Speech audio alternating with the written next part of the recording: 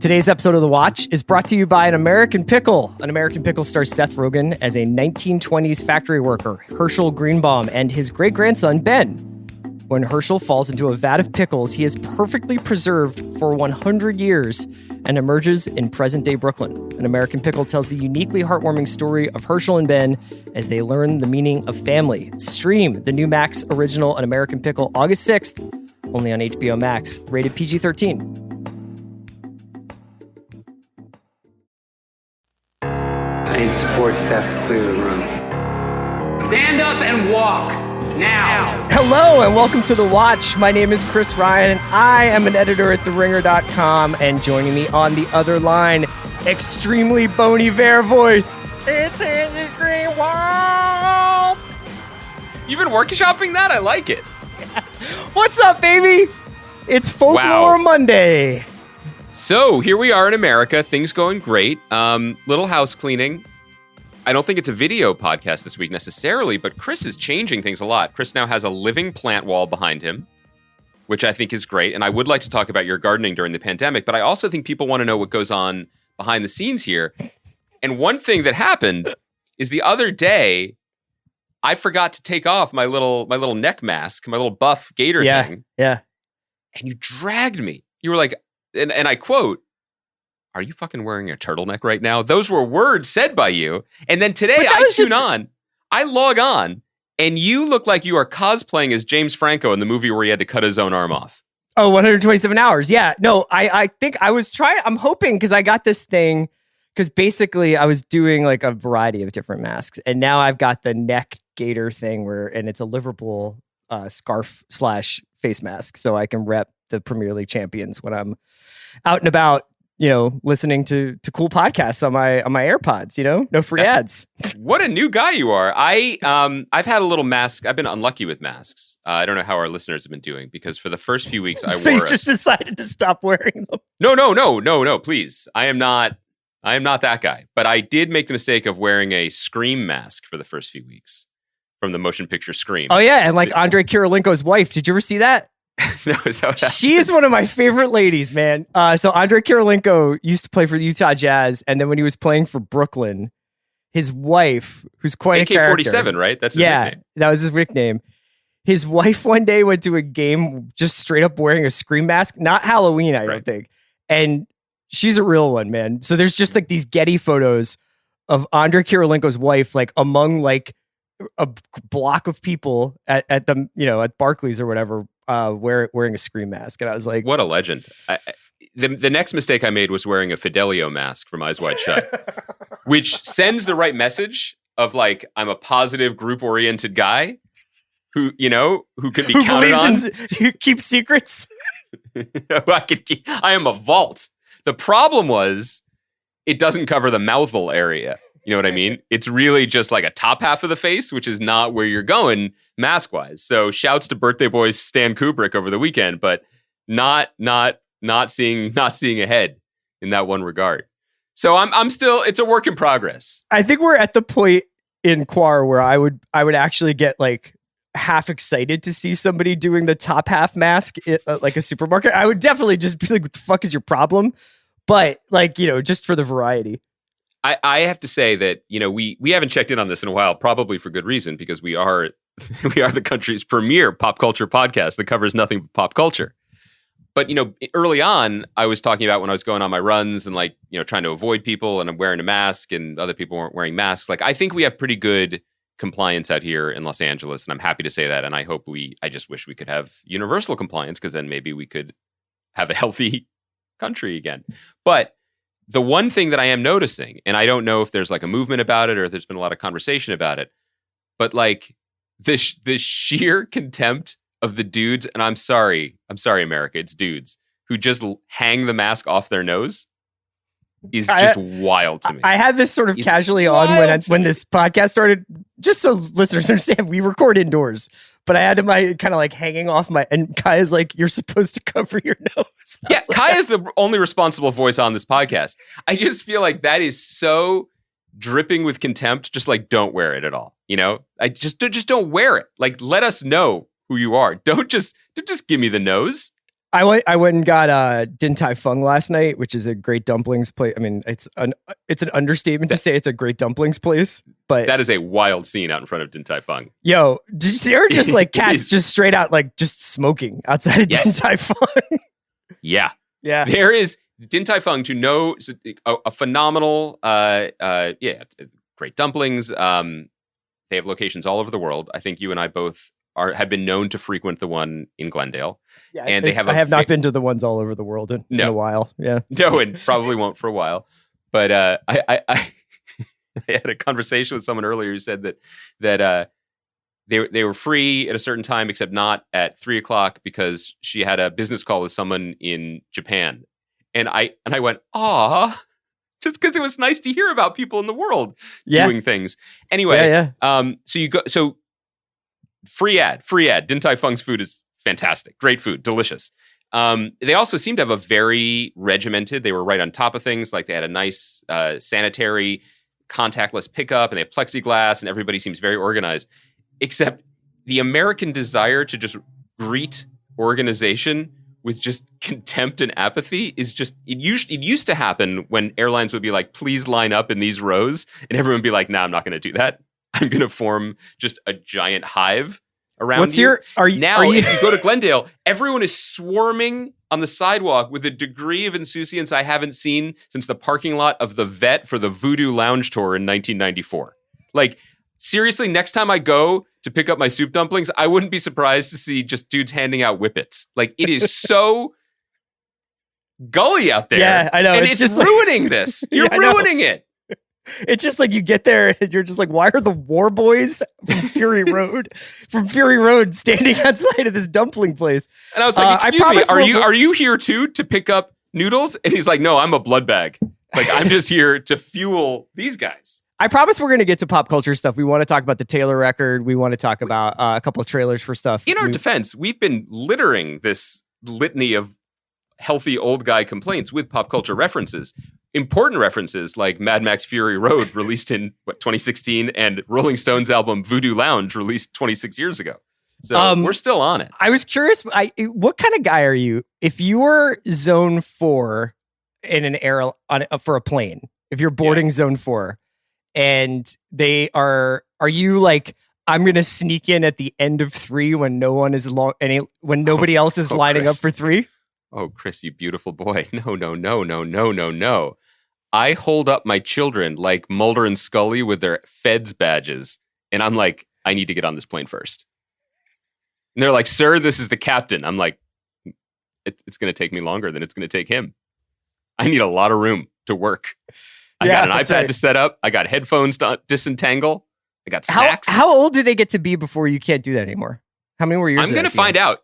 Yeah. I'm going to find out. I'm going to be like a 15-year-old. Dude, I'm going to be like, this girl needs to go to her college tour back east.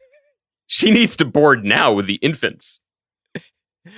Andy, it is truly nice to see you. I have to tell you a little bit about what happened with me on Friday night. And this is getting into the traditional watch fair. Today, I mean, we have a grab bag of stuff, of new stuff, and we're going to have a conversation about sitcoms in a little bit. But I had a really nice experience on Friday. Oh, good. That's rare. A little bit of time outside of the house. It was very nice to get some physical exercise with some. Good to get the sun on your nose. Yes. Just a real singed my lips. I got home and my wife got a pizza. I cracked open a beverage, and my wife was like, "Can I play you my favorite songs off of the Taylor record?" Oh, here we go. Okay, Taylor Swift record. And for the first time in a long time, I felt a little bit of the outside world kind of disappear a little bit. Wow. And we kind of just had this great evening of hanging out in our living room, listening to the album. And I think that I am on the record, not that anybody is keeping track, of being pretty pro Taylor as an artist, and pretty could not give less of a shit about like her whole public persona and her being like a football that people like pull back and forth about, like whether or not she's being sincere or whether she's completely cynical or whether or not she's like, she seems like I have no opinion about it basically, Okay. but I do like her music, and really enjoyed 1989. I have a lot of time for a lot of her songs, and just found myself caught up in like the much missed feeling of a like quasi cultural moment that I feel like I think a lot of people, for whether or not they were hate listening or they were just sincerely enjoying it, spent some time with this record because it came out in such a way where it was like, hey, I'm putting a record out tonight. And it was like, oh shit, Taylor Swift's going to put a record out. Hey, I'm putting a record out tonight. And Aaron Dessner from the National and Jack Antonoff produced it. And Bon Iver's on it. And people were like, what? And it was kind of like almost, I thought, the perfectly executed surprise rollout in some ways, because it didn't, the time from when it was announced to when it was actually released was just enough time for people to get some jokes off, but not to get super cynical about it. So that when it came out, I feel like people approached it with relatively open ears. I was curious though. I mean, like, we can talk about the record itself, but did you enjoy the kind of like the moment? Yeah. I mean, I think that one positive thing is a kind of retreat from a very entrenched position of jadedness about cultural events or about cultural properties. I think that one thing that has happened, and this is a general statement that I'm just kind of cobbling together on the fly, but I think that people's personal enjoyment of things, whether it's their favorite TV shows or movies or records, remains a constant and is maybe at an all-time high because we have so many wonderful choices available to us in our lives, even during a time of quarantine. But the public performance of that enjoyment or fandom has become extremely radicalized, right? Where if it's something that you're a fan of, you will be able to avail yourself of thousands of, quick blog posts or tweets or hive minds of support, or you can flip to the other channel and be like, see it eviscerated like it's in the Coliseum and Joaquin Phoenix just gave you the thumbs down. The return of certain things like a quarantine album, like, oh, here's something I just did for you. I think artists have always said, oh, I did this for my fans, but now it really feels a lot more intimate in that regard. But also just things like, something we're going to touch on a little bit later that we missed last week, which was like the Happy Endings reunion that a sitcom that you and I love just did for charity, a new episode on Zoom and on YouTube. It's like they did do it for us, and they were available to do it for us, and it feels good. So my feelings, and I appreciate you bringing up this topic this way, because while I know everybody tunes in to hear two 40-year-old dudes' opinion of a new Taylor Swift album, I do have opinions. My opinion. I will also say that the presence of the National. Yeah. That's our, yes, that is true. As 40-something white guys, I do think that we have.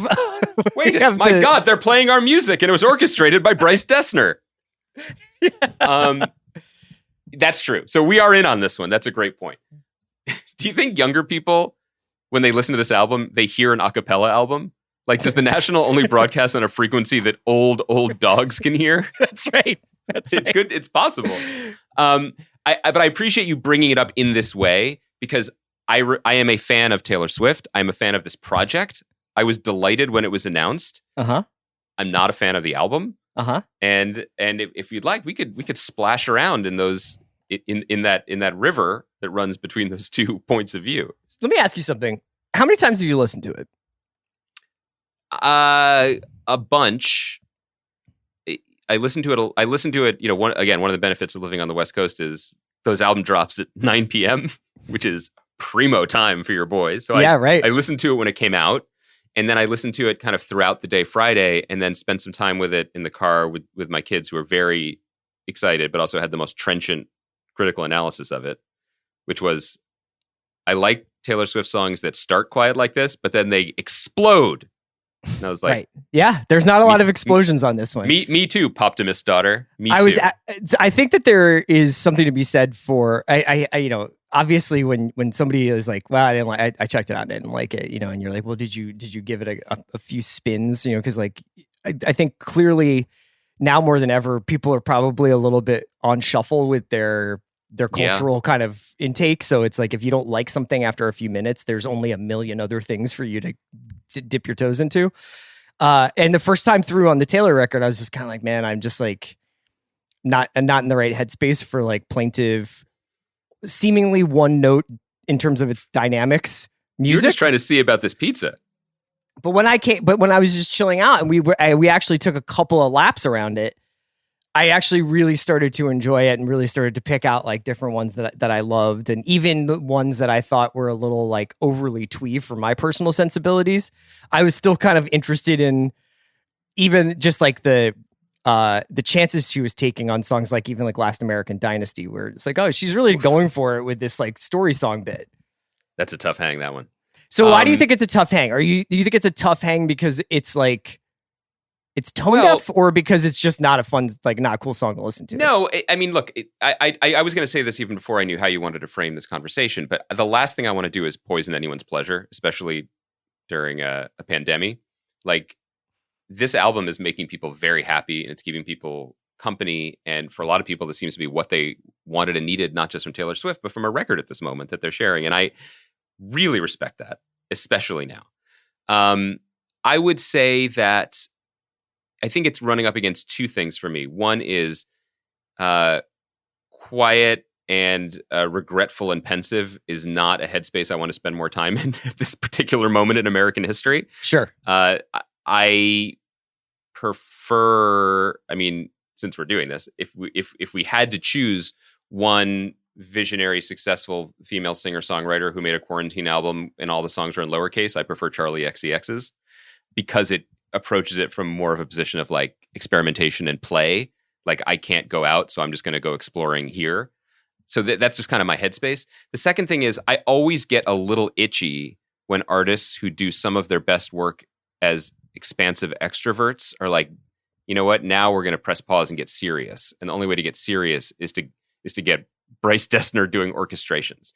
It's not that there's anything wrong with it, because her pop sensibility and her taste are so strong that these little like melodies and vocal things that I don't think I've fully appreciated yet continue to bubble up, even in a kind of burbling middle sonic stew that's happening on a lot of these songs. Yeah. It's that that Blood Buzz Ohio vibe. Actually, well, I wish it was more Blood Buzz Ohio. Yeah. Me too. It's definitely more like what's it called? Sleep Well Beast than it is Trouble Will Find Me, if you want to talk my language. But it's just more that she has earned the right to try to do anything.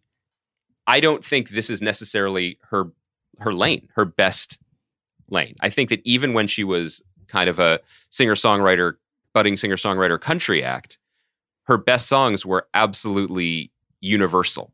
Like Love Story or something is maybe quieter compared to when she was doing dubstep breaks on Red, but it's still like, I am going for your jugular in terms of the context, in terms of the emotion, and in terms of the choruses every single time. Now, that can be exhausting, I'm sure, both for artist and fan, but it's just a little too navel-gazy for me for an artist who I just think she does better not looking at her own navel, that's all. I thought it was cool that, you know, this is clearly a record made with no intention to tour around stadiums. A lot of people have made that point. But Good like point. This was the kind of record that you can make when you know she put out Lover, and that was obviously going to be something she was going to massively tour behind. And then I think putting this record out is like very savvy in some ways, because she's like, you know, I'm not going to be expected to go play mirror ball to 35,000 people in a stadium somewhere. Like maybe she would do like a smaller venues tour at some point, but this is like a very like smart thing to do when there's no pressure to then execute it in a live setting on the scale of what she's always done. I also like the fact that 8 records in, or whatever it is, she's kind of allowing herself to be prolific in a way that I wish more artists would. I wish more artists would do left turns here and there. And I think that I like this idea a lot. And she's like, that's what I sort of enjoyed when I was growing up, when bands would put out like an EP right after an album of like, here's a couple of weird sketches that we did that we didn't know what to do with and they didn't fit on the record, but here's a 4-song EP, or surprise, we have another album 11 months later. I wonder whether or not, and knowing her, I wouldn't be surprised if she was inspired by a band like the 1975, who do seem to be trying to chase the dragon a little bit when it comes to, we know we've hit this creative vein. We want to put as much stuff out as possible while we're young, while we still have everybody's attention. And just like a lot of bands before them, I'm sure that they will eventually hit an oversaturation point. But you can see that like doing stuff like that is how you become someone's obsession, you know? I think that's such a great point. And I think that it is the point that only two 40-year-old guys can contribute to this conversation genuinely. Yeah. Because I think that what it helps do is slow it down, take a step back, and consider something as part of an artist's career. Like, this will be someone's favorite Taylor Swift album, either now or in 20 years, and it fits in with all the others. And thinking of it as part of that, like some hits, some misses, but it makes for a fascinating and multi-faceted career. That's absolutely dead on and terrific. I think part of my reaction is, you know, I love, like, I think August, for example, like that goes on her greatest hits record, as far as I'm concerned. Like that's just a phenomenal song. But I always do get kind of itchy when you see like Jack Antonoff, who we love. I mean, a friend of the pod. I think we'll be back on at some point. Tweeting like, you know, my Tears Ricochet is the greatest song that Taylor's ever written, the best work we've ever done together, or whatever. And I'm like, dude, you made Cruel Summer. Like, Cruel Summer off of Lover is one of the best pop songs of the last decade. Like, that's probably the best Taylor Swift song. I'm just going to go ahead and say it. I think it's a masterpiece, and she made that with Jack and with St. Vincent. But because it is, you know, kind of a synthy, mannered pop song, it's still, I think, 20 years into the poptimism, I still think people are like, oh, she's strumming a guitar on this one, so she means it more. And I still get itchy about that. You know what would be? I just think that there wouldn't be this big of a deal if Taylor Swift, capital T, capital S, was a band, and this was the Taylor Swift solo record. That's cool. Yeah, I get that. The other thing that I want to say that is awesome about it, and I think it's something that you and I always agree about when we see it. I love when high culture, low culture, popular culture, independent culture, underground culture, I love when there are lines of communication open between them. And it's not just that Taylor puts a national song on her Spotify tour playlist or whatever. She calls up dude and it's just like, let's see what's up. Yeah. What have you got? Let's do something. And it reminds you that for as mannered and controlled and megalomaniacal as pop stardom can be, that's still possible. Let's send each other a voice memo or send each other some chords and see what happens. You know, I love that stuff. And sometimes the results are fascinating and sometimes they're brilliant and sometimes they're just weird misfire. I mean, do you know what I was thinking when I was looking at the credits for this record? I was remembering that Noah Baumbach and Greta Gerwig wrote a script for a Barbie movie. Why? Just because, I mean, do you remember when Greta Gerwig wrote the How I Met Your Mother sequel? That was she was starring in it. She didn't write it. But she was working on it. She was going to be like a producer on it as well, I think. That's true. But I just think that's great. I don't like it when things are stratified. You know, I think it's pretty interesting when the lines cross, and sometimes maybe the lines shouldn't cross, such as when Justin Vernon fucking just dude, how could you not like that? You don't like when Big Bone just drops like the harmonies? Dude. How do you not like Exile? Whoa. Oh my god, that song is incredible. Yeah, I don't know. I just was is to go back to what I was saying before about the cultural moment. I think the only thing that was bittersweet about this was we've kind of just been kicking around the idea of Tenet coming out and how it shouldn't. And I think there's obviously a lot of conversation going on right now about like maybe they shouldn't be playing baseball at all. And yet at the same time, I think both things can be true. You can understand why those things shouldn't happen, but when something like this kind of hits, you're like, oh, this is what I do. This is what I've done with my like life for the last like 20 years for the most part, is when something like this comes along, I like have a really good time talking about it with my friends and thinking about it. It's so funny that you say that in that way, because I felt the same way when I had the chance, probably the only chance this year, to see the Phillies lose to the Marlins in spectacular fashion. I'm like, this is how I've spent the last 20 years of my life. That's right. Watching That's right. this stupid result happen with these dumb teams. Nature is healing by pulling me into a pile of quicksand. Do you since you mentioned it, and we haven't talked about it ever on the podcast, I know that it's well covered on other excellent Ringer podcasts, certainly The Big Picture, but today's news that, okay, so Tenet now is going to kind of come out internationally and then maybe come here on Labor Day. Like, should we weigh in on this at all? Because I'm curious where your head is at. I, as someone who doesn't go to the movies, do feel intense nostalgia. Like, it would be fun as someone who doesn't go regularly but feels the loss of it to go see a movie. And I understand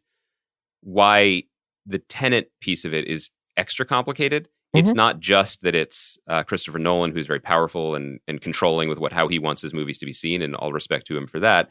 It's also that Christopher Nolan movies hold such a special place in the hearts and minds and wallets of everyone involved in Hollywood, because he is a big budget IP franchise unto himself. Mm-hmm. He's one of the few people who can open a movie that is not Avengers related, and so they're desperately trying to hold on to that, because if he slips to the other side, then what have they got? I get all of that, but at the same time, much like continuing a baseball season, it just seems crazy to me. Yeah, I mean, the idea of people trying to fly to Vancouver to see this movie is absurd. I just think we fucked up, man. Like, I think that if we had just, I don't know whether or not, I mean, debating about whether or not Tenet should or shouldn't come out, or whether it will or won't come out, is not obviously one in the top 1,000 of our problems. But I think it's indicative of, if we had just, there was such a huge wave of announcements where people were like, the Fast and the Furious movie next year. All these movies are moving to next year or the fall, and then the movies that were moved to the fall are going to be moved into next year as well. It's going to be an absolutely bonkers 2021, assuming that we can go to movies then. But I do think that, like, a little bit of our problem was not just sort of accepting a real hard, this is going to be a summer of being in lockdown, so that we can kind of, I mean, I don't want to get into this because I'm not an expert, but I just do feel like a lot of the half measures that happened are why we are where we are. And I wish almost all of this stuff had been taken off the negotiating table in the first place. The weird, it's going to keep moving every 2 weeks thing. I don't know whether that obviously probably has like corporate and financial ties that I don't understand in terms of keeping movie theater chains in business, because of the prospect of having a blockbuster movie hit with no other competition. But I remember, back in May, I think, being like, is Tenet coming out in like 10 days? Like, are we doing this? And I kind of think that maybe it would have been better for everybody involved if it was like, no, I mean, for the sake of everybody, let's just like close the movie theaters and let's figure out a way to keep them in business. Well, yeah, I mean, we are not virologists. We are not experts. Obviously, I think that if we were doing a podcast in that direction, I think, the answer is you shut everything down and pay people not to work, and then you get better. But we're not doing that. And to make it about pop culture again, I think a lot about the Ron Swanson quote from Parks and Recreation about, never half-ass anything. You have to whole-ass stuff. And that is something that, and I guess I wonder, is that a particularly American failing, that we just kind of always want to half-ass it? Like, just hold the carrot, dangle the carrot out a little bit, do as little as possible, get the short-term results, and we'll worry about the long-term results later. Is that inextricably entwined with the version of capitalism that we engage in on a pop culture, in the pop culture field, and including everything else? And it, because we've been having these conversations about how these streaming services have been launching with certain amount of content, and we're seeing things like HBO Max is launching with all the Harry Potter movies for 10 days. You know what I mean? It's just like, let's just get over this. Let's get over the launch. We'll deal with it later. And then what? But then it's, it's tomorrow's problem. And that's what this whole thing does feel like. It's unfortunate that a movie that should rise and fall on its own merits and just have its own experience has become the carrot for an entire industry. And it's still dangling. Yeah. I don't want to tie too much of this to Tenet and to Christopher Nolan, because Christopher Nolan's a filmmaker that I love, and Tenet is a movie I can't wait to see. I just think that there's something about, I've seen this happen with a bunch of different things in sports as well. And I just don't know that, I mean, the short-term gains thing is a really interesting point. I hadn't really thought about it like that, because I think that a lot of there's a lot of American exceptionalism and stuff built up in our national mythology about this idea that we do what's necessary and we do what it takes and stuff like that. And it's just clearly we don't. Nope. And so, yeah, I don't know. Is that the end of the podcast? That's it. We're done. No, I don't know where we go from here, but it'll be interesting to see how they handle this. It'll be interesting to see if they put this out in Canada. I mean, it's just going to be. It just seems so crazy because at least today's announcement that they are going to open it in certain places begins to reflect some of the reality on the ground, which is that you can't have. I mean, this is where the political stuff does come into what we tend to talk about on this podcast, right? Which is you can say that you're opening in an economy without worrying about health, but no one's going to go. It's been so telling that a lot of the most reliable information about outbreaks and hot zones or whatever we're calling them has been tracked to consumer spending data from credit card companies. Yes, and people are making predictions on whether cities that are horribly affected in the Sun Belt might be plateauing because they see that the Chase whatever accounts stop spending money basically, or stop having restaurant spending or bars or whatever at a certain point a couple of weeks ago. And that's the thing with movie theaters. It's like, I get that they're, a couple, a couple of popcorn cowboys who are just like, I would sacrifice my body to see John David Washington travel through time or whatever the movie's about. Unclear. Yeah. But the majority of people aren't going to go see it. So sooner we start saying that, I feel like the better we'll be. Yeah. I agree. Out. Listen to Cardigan, my dudes. Let's just fucking hang back and listen to Bon Iver. Order a pizza like my guy did. We're going to take a quick break, and when we come back, we're going to talk a little bit about sitcoms. Today's episode of The Watch is brought to you by Umbrella Academy on Netflix. Umbrella Academy is coming back to Netflix for its second season. In the first season, we learned that on the same day in 1989, 43 infants were born to women who showed no signs of pregnancy the day before. 7 were adopted by a billionaire who created the Umbrella Academy and prepared his children to save the world. Season 2 is bigger, badder, and bloodier. Burning questions will be answered, yet more will be raised. When are they? Are they alone? How do they stop the apocalypse again? It's a new decade with new problems. They're back in time, back to their antics, and back to saving the world. The Umbrella Academy is not just another superhero show. Season 2 has the siblings face unexpected and complicated romances, societal discrimination, and struggles with self-worth. Underneath it all, they're still humans battling human problems. Plus, the new behind-the-scenes narrative podcast shows you how the second season got made. Umbrella Academy streaming July 31st only on Netflix, and be sure to check out the Behind the Scenes podcast by searching Netflix Behind the Scenes on any podcast platform. Today's episode of The Watch is brought to you by Blue Moon. Don't you think once in a blue moon moments should happen more than once in a blue moon? Blue Moon is on a mission to celebrate and inspire more of these moments. And with the new Blue Moon Light Sky, you can enjoy the same crisp citrus flavor you expect from Blue Moon with a fraction of the calories and less than 4 grams of carbs. It's light and refreshing, perfect for summertime sipping. Blue Moon is crafted with one-of-a-kind appearance and taste. It's unfiltered, producing a creamy texture that's subtly sweet, and it's brewed with Valencia orange for a bright, refreshing twist of citrus. Full-bodied and full-flavored with a smooth finish unlike any other. It's best garnished with the signature orange wheel to accentuate its natural citrus aromas. Craving a beer that's on the lighter side? Try the new Blue Moon Light Sky. It's a lighter-bodied citrus sweet beer with an exceptional taste at only 95 calories per 12-ounce serving. The next time you are out with friends or enjoying a night in, reach for a Blue Moon. It's the beer you can enjoy every day. You can have Blue Moon delivered by going to get.bluemoonbeer.com and finding delivery options near you. Blue Moon, reach for the moon. Celebrate responsibly. Blue Moon Brewing, Golden, Colorado. Today's episode of The Watch is brought to you by An American Pickle. An American Pickle stars Seth Rogen as Herschel Greenbaum, a 1920s immigrant who was accidentally brined in a vat of pickles for 100 years, emerging in present-day New York City. Seth Rogen also plays Herschel's only surviving relative, his great-grandson Ben, a mild-mannered computer coder living in Brooklyn. From the producers of The Disaster Artist and 50/50, An American Pickle tells the uniquely heartwarming story of 2 men from different generations who must learn the true meaning of family. Stream the new Max original An American Pickle August 6th only on HBO Max, rated PG-13.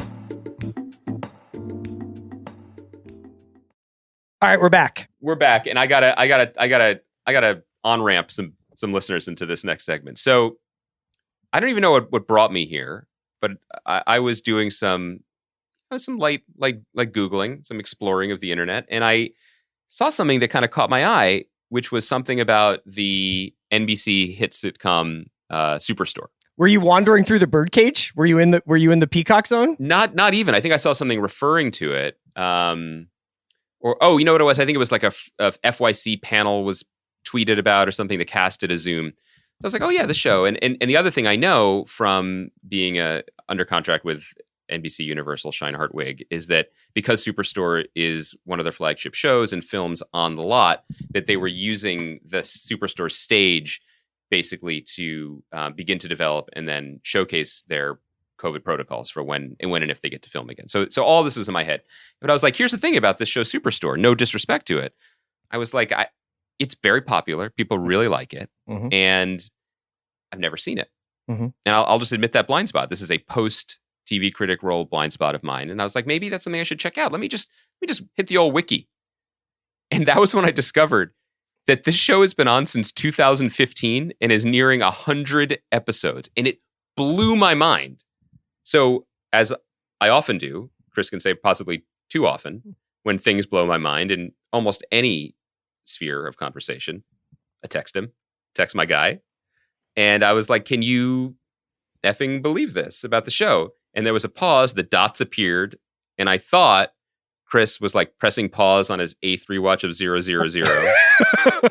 to like chime in and be like, yeah, that's crazy. Like America has crazy taste. And instead, calmly and soberly, he delivered the news. Yes, I think I've seen every episode of that. Yeah, more or less. I am totally blown away here. He then followed up with an extra suplex or other word I pretended to know when Briar Patch was on after wrestling and said, yeah, we've seen every episode of Bless This Mess too. And it's on so many different levels. Shocking to me. One is, this will be no surprise to the listeners, maybe even less of a surprise than when I admitted I wasn't a virologist moments ago. If I see something, I say something. Shout to the New York subway system. I don't have the luxury of just like pleasure watching a couple TV shows just for me. Mm-hmm. If I've seen a television show or a movie, you guys know about it. Chris, the living TV concierge. Wait, that just has a whole other regime. Do we have a lot of ghost TV concierges? You don't even talk about it. You've just been watching this show just for you, just on the side. Here's the thing. It's wild. I think you do have TV critic brain a little bit. Okay. I would like to tell you about how much effort it takes to watch Superstore. None. It takes 22 minutes. Mm-hmm. Which usually happens somewhere in the 48 minutes before I go to sleep. Okay. We watch a sitcom. It's a very relaxing, easygoing way to end my day. I've done this with many sitcoms over the years. Mm-hmm. I don't think I've necessarily kept this a secret from you, but television is, at least historically, has supposed to be for pleasure and easy watching and almost like television is the original second screen experience. It is the second screen to whatever the hell else is going on in your life or whatever you are doing in the evening. The idea of TV being this like, well, time to watch 41 hours of Yellowstone. Like, that's new. That is recent, man. And like, even back when people were watching LA Law for 22 hours a year, they had a long time to get through that. That was once a week, and they spread it out from fall to spring. So the idea of watching Superstore is a very low effort and low investment thing on my time. Now, I know that you have little ones, you have lots of things going on. I don't even look at it as like part of like the TV watching gig that I've given myself. I think of it as more of just like at night, if I don't feel like reading, my wife and I watch a sitcom. I admire and respect the hell out of it. I have to say that I realized that that's just a part of my media diet that has fallen away. And I watch The Good Place, but other than that, And you could argue that that's not what we're talking about, honestly, because that was so very much of the time and was much more concentrated and deeply serialized. It wasn't just a dip in and dip out kind of show. But I realized I kind of missed it. And part of this is rehashing elements of the conversation we had about Peacock and its streaming channels within its service, and how it's just sort of pleasurable to just stumble into something. And that is kind of, I think we wandered a little off reservation in terms of like what kind of TV we're making and what kind of TV people want to watch, especially now. But just purely on an aesthetic level, I want to talk about this Happy Endings reunion, and I watched it, and it's so good, and it's so funny, and it's funny the skill set involved in making the show, from perform, and this is just a version of it on Zoom, but from the crafting and polishing of just the fifth throwaway joke in one run for these brilliant comedic performers to perform for me, like I felt like I felt like I'd gone to a chamber music concert or something. Yes. Like an art form that wasn't part of my daily life anymore. But oh my God, it was on such a high level, and I just kind of forgotten that. And that's on me. That's a huge bummer and ridiculous and wildly out of step with America, which kind of is my brand, so I'm okay with it. But guys, like, you guys remember how much Chris and I loved Happy Endings on ABC, and we even talked about it a little with Sam in our Decade End podcast. But I'm watching this like half hour on YouTube, and I felt winded at a certain point from the jokes, and I paused it to like catch my breath, and it had only been 5 minutes. Yeah. There were like 27 minutes of just punching you in the face with jokes to go. And it made my day. You were asking me, you were expressing surprise that Superstore had been on for 5 years and been 100 episodes. And I was thinking about something that Rob McElhenney was saying about It's Always Sunny in Philadelphia, another show that I've seen. I don't know if I've seen every episode of It's Always Sunny, but I've seen a lot of Sunny. And there are a lot of episodes. And also never feel the need to be like completely up to date. Like sometimes I'll skip ahead or back or whatever.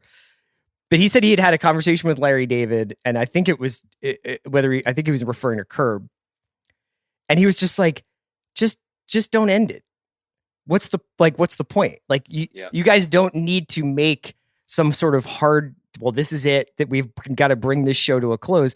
You could come back to it in 2 years. You could come back to it in 3 years. You could come back to it in 10 years. You could do it once every 9 months if you want. And obviously, Curb is on this kind of hot heater right now, and after having some downtime.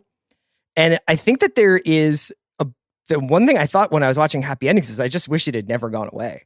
I wish Happy Endings had just been, that was like a rep theater that they returned to whenever they could to make 6 episodes or 4 episodes or a special.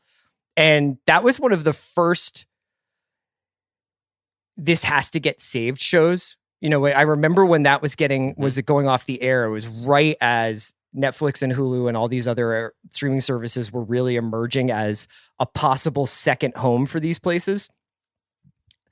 Happy Endings is available on Hulu now. Like I desperately wish it had been. It was just something that was still on, because they clearly still have their stuff, man.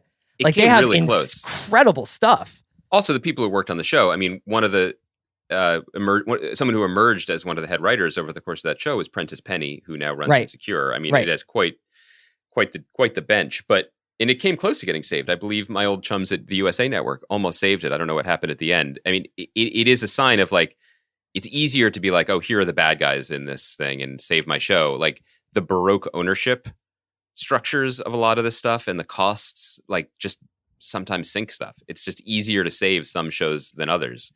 And that is a huge shame. But I agree with you. I think the one thing that this proved is your point that it is just rep theater, and let these guys just cook sometimes. I think that because we live in an eventized cultural moment, the thing that would stop shows from coming back would be well, why? It has to be the key story. It has to be the most crucial thing. Otherwise, what's the point? Because thank God we somehow emerged from this unscathed, or it has people have fond memories about it. The Parks and Rec reunion was another great example, because I thought that was just delightful and near note perfect, and I'm good. I don't need them to make more of them. it would maybe be nice for them to make more of them maybe someday, but they don't need to. Similarly with this, like obviously a global pandemic is a big event for them to riff on, but they didn't even need to be in the same room for the show to work. Yeah. So it's kind of like, why not? How many seasons of people Parks were there? 6 or Six. Some were shorter than others, but I think around there. Yeah, because I remember fondly the moment, like the Parks kind of midpoint, where they had sort of figured out who Leslie was and figured out like how things worked on the show. But I do remember kind of like a turn towards the end with Parks where they were like, it was incredibly saccharine and not in a terrible way, but it was just that is overly. What happens. And then it was like the end game, and it was one of those things where you were just like, Parks and I don't need end game from Parks and Rec. You know what I mean? The thing about Parks that kind of set it apart, I think in a good way, was that Mike Schur he perfected it later with Good Place, but he was he was leaving nothing on the whiteboard between seasons. Sure. I mean, every season felt like a season finale or series finale, and he kept things moving and changing rapidly because he was responding to, I mean, he said this in interviews, he said it on this podcast once, that like The Office was obviously an influence because that's what he had just worked on, but so was The Wire because that's what he had just been watching. So that was always meant to be a little more serialized, I think, than something like Happy Endings, which is just these 6 people just turned up to 11. There's a thing for people who watch. Anyways, it was done for charity, for charities we care a lot about. World Central Kitchen was one, and Color of Change is another. And in addition to having this episode, which is available to watch on YouTube, if you haven't already, there's also a reunion Zoom conversation that was put up simultaneously. And one of the first questions in it that I really appreciated was to the creator, David Caspi, who said, and the question was like, the show is probably more popular now than it was when it was on because of streaming on Hulu. And, you know, it's discovered a whole new audience. And how does that make you feel? And he said, angry. Yeah. Which I really appreciate. It just makes him angry because nobody wants to be remembered well. You want to be appreciated in your time and get to keep doing and the thing that I would want out of Happy Endings isn't, I mean, I'd be happy to have like 5 or 6 or another special or whatever. But what I enjoyed was Happy Endings being on 15, however many, you know, like those first 2 seasons. I think there was 20 episodes or at least of those. I would love nothing more than for a show to achieve that kind of equilibrium where it's just like, yeah, the show's just like a part of my life and it's on for 20 weeks of the year and I have it. And if I want to watch 5 at once, I'll wait. And if I want to watch it every week, I'll do that. It's really interesting. One thing that's not often talked about, but is naturally flowing from this conversation, which is it's not always just what audiences want at any given point, but there's quite a large gulf and disconnect between what some stars and actors want and what some creators want. And getting those all in sync can be challenging, but it's worth doing. And what I mean by that is everybody knows at this point that like one of the reasons for the great influx of movie stars into television was the emergence of the event series or the limited series. Yeah. A 1-season deal. What's the big difference? You're getting paid a ton and you're doing basically movie length shoot and then you're done. And you've done this and maybe you get an Emmy like McConaughey did or whatever. But there are other actors, wonderful actors I got to work with and actors that I've talked to. They are kind of sick of this prestige limited event series because they want to have a job. Mm-hmm. They just kind of want to go to work like regular folks and send their kids to school and see them, you know, and this is messing up their life goals and plans. And similarly, there are people who make shows who are like, boy, I want security too. But there are others. I was just talking to a writer the other day about something and I was saying, yeah, this could go like, you know, this could go multiple seasons. This could go 3 or 5 seasons. And she was like, I'm sorry, I'm going to stop you there. What? Like, because I'm busy. Because they didn't want it to go that long. Oh, right. No. Because they want to be involved in 5, 6 different things and not have to like worry about running a show for half a so decade. Obviously when you start something, people aren't always where they are when it ends. But when I saw our old pal Adam Pally earlier this year when he was promoting the NBC show he had with Steven Weber and Fran Drescher and Abby Elliott, and I was like, how's it going? And he was like, this is a dream. He's like, I could do this for the rest of my life. He's like, and he wanted to, because you go to work and you work with good people and you like them and you enjoy yourself and you have a fun time. And then you have room in the off season to do something silly or crazy or whatever. That's a goal. And it's hard to get those things to align. There is a natural entropy for shows. I definitely think that. And especially for sitcoms, like it's rare that the last 3 seasons of a sitcom are as strong as the middle or beginning 3 seasons. Friends, How I Met Your Mother. I mean, think of any long-running sitcom. Curb is pretty unique in that it's doing that, but I also think Curb is driven by has a different engine than a lot of sitcoms do. Personal spite and malice. Outside of sitcoms themselves, I think last week it was announced that Perry Mason had been renewed for season 2, which is not that surprising. HBO tends to and once you got on board, I think it helped. I think I gave Perry the push. That's a show that needs to be on for multiple seasons. There's no point in having a limited series dark Perry Mason origin story. Like, nobody wants that. We want to see Matthew Rhys as lawyer Perry Mason. And I would love to see him throughout the 1940s or however long they want to do this, or however many time jumps they might want to do with it. I would love nothing more than to see, I would love lots of things more, but it would be cool. Perry Mason seems like a show that might be really good in its 3rd season. Everyone listening right now is like, I heard Chris say that he hopes Tenet never comes out. And that we're in Perry quarantine Mason forever, goes on forever. as long as Perry Mason is there to entertain me for multiple seasons of noir Los Angeles. That's right. Explorations. Do you think people want to hear how I watched Palm Springs this weekend? Are people ready for Greenwald swooping in off the top rope? You just said, I will alert our listeners if I watch anything. Yeah. Okay. So everything is content. People and know you can also safely assume that, yes, I have watched it too. Oh, I know you did. I know. So everything is content. People know I'm enjoying Foodie Love, the terribly named Spanish show. I saw some people wondering what it was. It's on your HBO Max or whatever. It's on Go for 4 more days. Can I tell you something? Yeah. You are the crown prince of many people are saying.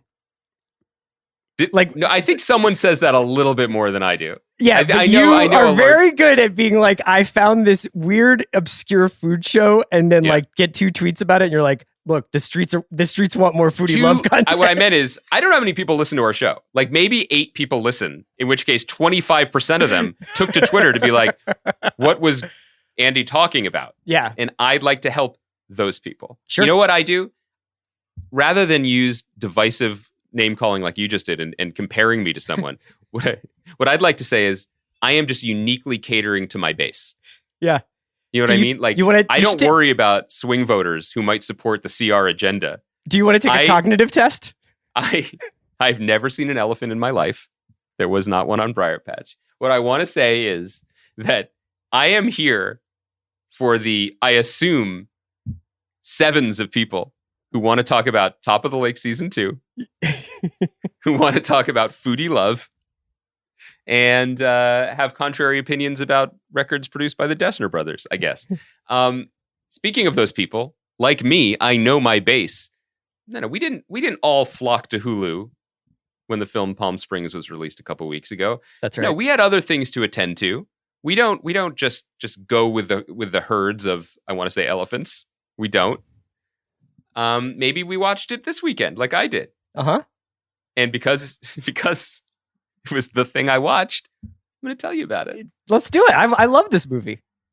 I loved this movie. I don't actually have much more to add other than the fact that it wasn't just nice for quarantine times to have a enjoyable, pleasurable, smart, clever, fun film to watch, just hand delivered to us. And I think that it's even though it was that, and I think it speaks to Hulu and Neon's really smart strategy. They paid the most money ever paid for a movie by 69 cents, but ever for this at Sundance, right?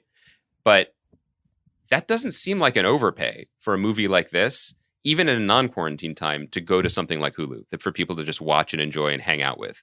That seems like a smart play to me, as opposed to overpaying for a movie that feels really important when you're in the festival, and then you try to release it in summer and it just in movie theaters and it gets lost. So that's the business side of it. But you know what I just really enjoyed?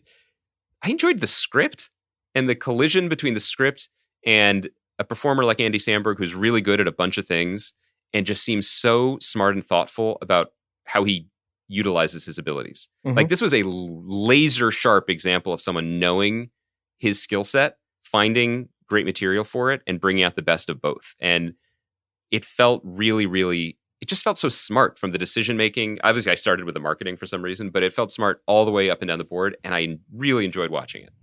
Oh yeah, I mean, I think that the ingenious part about you were mentioning the deal that they made, and whether or not we can speculate about that, but like this is also like a repeat watch movie. This is definitely kind of a early rewatchable.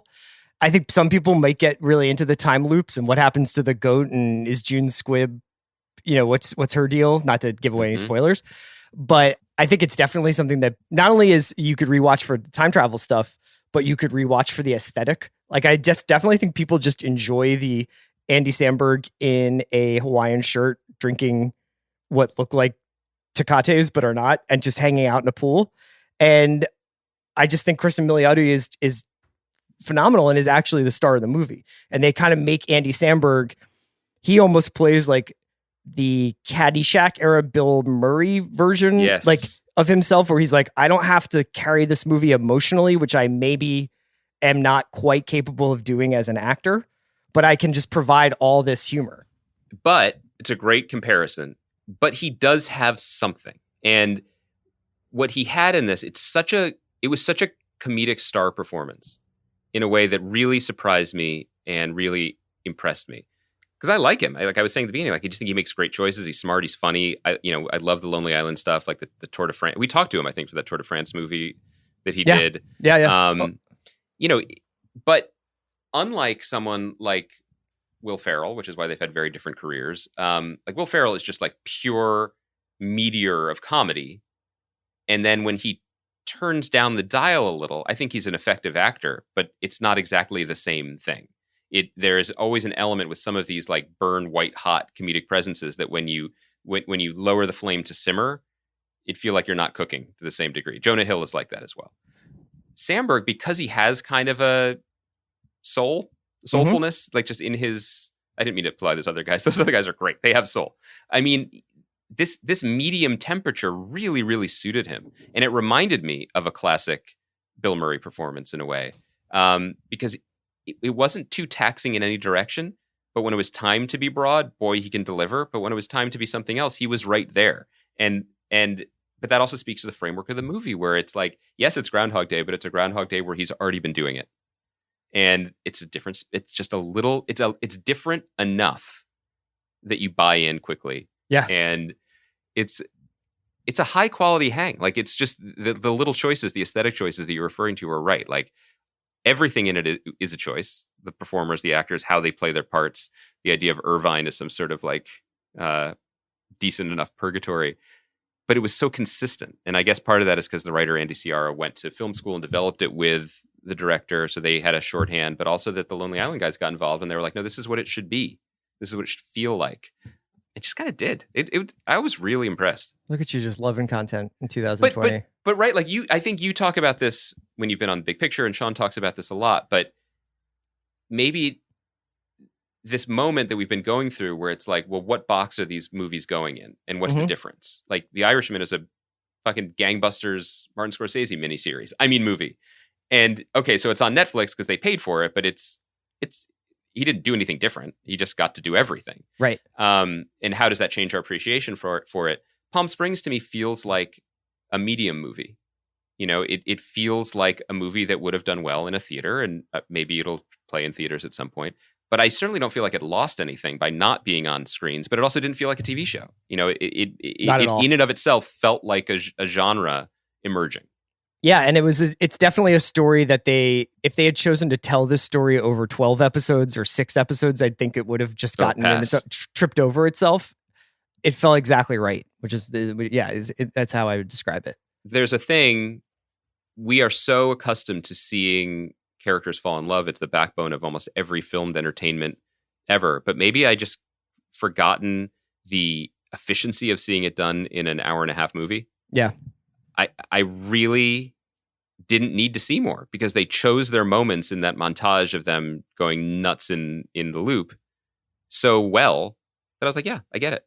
And Kristen Miliotti's so good. I'm like, yeah, they love each other now. Fine. What's next? And that's not how TV works. We're like, we have these 6 hours to kind of unpack this relationship. Yeah, let's get to J.K. Simmons' backstory. No thanks. Yeah. We can wrap it up there. little show today. Andy, I guess we'll be back on Thursday to talk I May Destroy You and other things. But until then, man, thank you so much. Great job, Rancies. Cover your noses. But just your You know noses. what I mean? Yeah. Just your noses. Keep that. You want that full Fidelio.